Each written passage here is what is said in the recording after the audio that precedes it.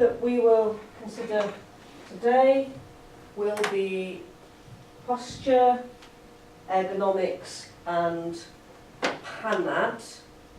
Does everybody know what a panad is?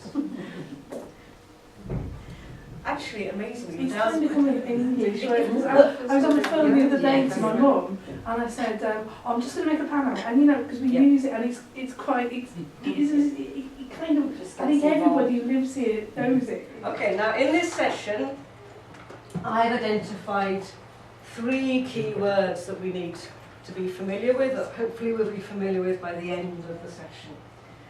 Okay, and the words that I know them: posture, ergonomics, and panad. Does anybody here not know what panad is? Yep. Does it give it away there?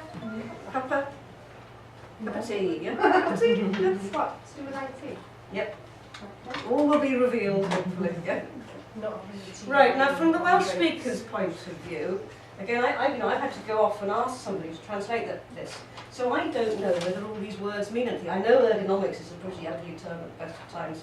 But is there anything in Welsh that is odd there? It's unfamiliar to you?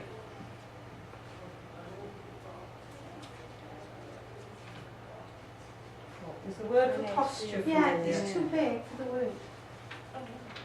The Welsh word is Well, too big yeah. for the English It word. looks really different to the English word, doesn't it? Yeah. Is it a familiar term? Yeah.